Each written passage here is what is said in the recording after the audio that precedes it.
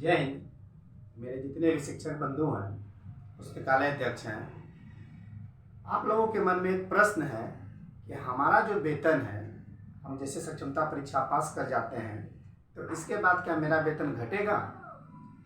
साथ ही कौन कौन सा भत्ता मुझे विभाग के द्वारा प्राप्त होंगे? ये कई सारे प्रश्न मेरे पास आया तो मैंने सोचा क्यों नहीं इस पे संबंधित एक जानकारी आप लोगों के लिए बनाऊं, जिससे कि आप लोगों को जो मन में संशय है वह दूर हो जाए। प्रथम आप जान लीजिए, कोई भी तरह की नियुक्ति जब सरकार करती है तो उनका मुख्य उद्देश्य रहता है कि उनके वेतन में कमी ना हो।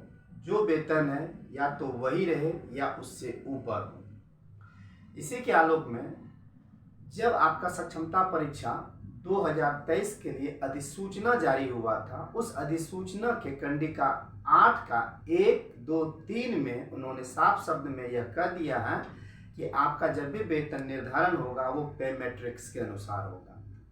पे मैट्रिक्स जैसा कि हम लोगों ने पूर्व में भी देख लिया है कि जो वेतन रहता है और नया जो वेतन का गणना आता है उस गणने के अनुसार फिक्सेशन होता है और आपका वेतन जिस लेवल पे जाता है वहाँ पे जाके उसे रख दिया जाता है और वही आपका मूल वेतन होता है। तो आज मैं इसी के बारे में कुछ जानकारी आप लोगों को दे रहा हूँ। प्रथम तो मैं आप लोगों को बता दूंगा कि विशिष्ट शिक्षक जैसे आप बनिएगा तो आपको कौन कौन सा भत्ता प्राप्त होगा। जैसे वेतन मिलेगा जो कि अभी भी मिल रहा है, आपको महंगाई भत्ता मिलेगा, आवास भत्ता मिलेगा, चिकित्सा भत्ता मिलेगा और नया जो है वो शहरी परिवहन भत्ता मिलेगा।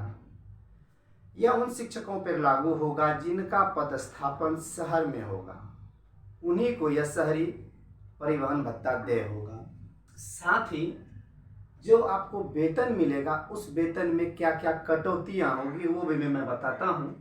तो प्रथम आपका वेतन और महंगाई भत्ता का जो योग होगा उस योग का 10% आपके वेतन से कटेगा और वह जमा हो जाएगा।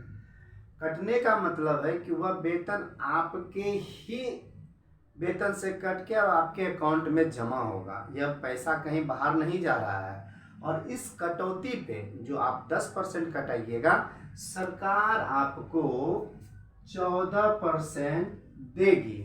आपका 10% कटेगा और सरकार देगी आपको 14%। शुरू में जब यह कटौती हुआ करता था उस समय आपके वेतन और महंगाई भत्ता का 10% कटता था और सरकार आपको 10% देती थी। बाद में वित्त विभाग के द्वारा यह आदेश आया कि शिक्षक का कटेगा 10% लेकिन डिपार्टमेंट उसको देगी 14%। तो ये फ्लैक्चुएट करते रहता है।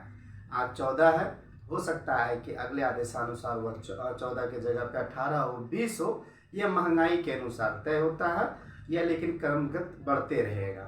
ये आपको डायरेक्ट बेनिफिट है।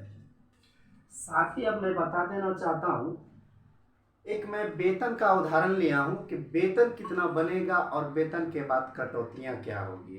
तो मैं एक उदाहरण स्वरूप वेतन का एक संरचना लिया हूँ, उसके अनुसार मैं आप लोगों को बता रहा हूँ। जैसा कि आप देख रहे हैं कि आपका वेतन जो है अगर 32,000 रुपया है तो 50% आपको महंगाई भत्ता मिलेगा जो कि 16,000 हो जाएगा।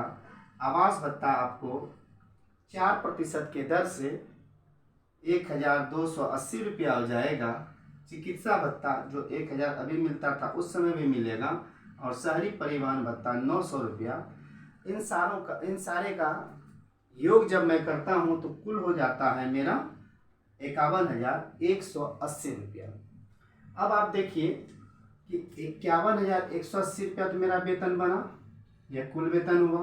अब इस पर कटौती होगा तो मैंने आपको कहा था मूल वेतन और महंगाई भत्ता का 10%। तो 32,000 और 16,000 को अगर योग करते हैं तो 48,000 होता है और 48,000 का 10% निकालेंगे तो वह 4,800 होगा। तो यानी कि 4,800 रुपया आपका ये। साथ ही ग्रुप बीमा एक कटौती होगी जिसमें 30 रुपया आपका कटेगा, तो कटौती का योग 4,800 प्लस 30 रुपया यानी कि 4,830 रुपया आपका कुल वेतन बना 51,180 रुपया। जिसमें से कि कटौती माइनस हो गया और 4,830 रुपया, तो आपको मिलेगा 46,350 रुपया। जैसे ही आप विशिष्ट शिक्षक बनिएगा, सर्वप्रथम आपका एक एनपीएस के रूप में खाता खुलेगा, जिसे न्यू पेंशन स्कीम कहते हैं। और ये जो अमाउंट आपका कटौती होगा एनपीएस का, वो उसी अकाउंट में जमा होगा। जैसा कि अभी आप लोग 1,800 रुपया कटा रहे हैं ना, उसका एक नंबर आपको मिला है ना, उसी तरह वहाँ पे 1,800 रुपया ना कट के ये अमाउंट कटेगा और वो उसी अकाउंट में जमा होगा। जब आप सेवानिवृत्त हो जाते हैं या जब कभी आप सेवा को छोड़ देते हैं तो उसका गणना होगा, और गणना होने के बाद जो राशि होगी वो राशि आपको सीधे एक मुश्त दे दिया जाएगा। और ये जो ग्रुप बीमा देख रहे हैं, यह भी 30 रुपया प्रत्येक माह आपके वेतन से कटौती होगी, और जब आप सेवानिवृत्त होते हैं या सेवा छोड़ देते हैं तो उस समय भी ये योग करके आपको मिल जाएगा। यह एक तरह से इंश्योरेंस है। तो मेरे जितने भी मित्र हैं जिन्हें यह शंका था कि मेरा वेतन घटेगा कि मेरा वेतन बढ़ेगा, तो निश्चित रूप से जो अभी आपका वेतन है उस वेतन से बढ़ोतरी ही होगा, वेतन कम नहीं होगा। तो मुझे आशा है कि मैं जो जानकारी दिया वो जानकारी आप लोगों को समझ में आ गई होगी। अगर आपको लगता है कि इस जानकारी में कुछ कमी रह गई है तो आप मुझे कमेंट करके पूछ सकते हैं। मैं इसके बाद एक नई वीडियो जो बना रहा हूँ वह वीडियो रहेगा प्रोन्नति से संबंधित, कि कैसे प्रोन्नति आप लोगों को विभाग के द्वारा मिलेगा और कैसे आपका वरीयता निर्धारण होगा। तो मैं फिर नई जानकारी के साथ मिलता हूँ।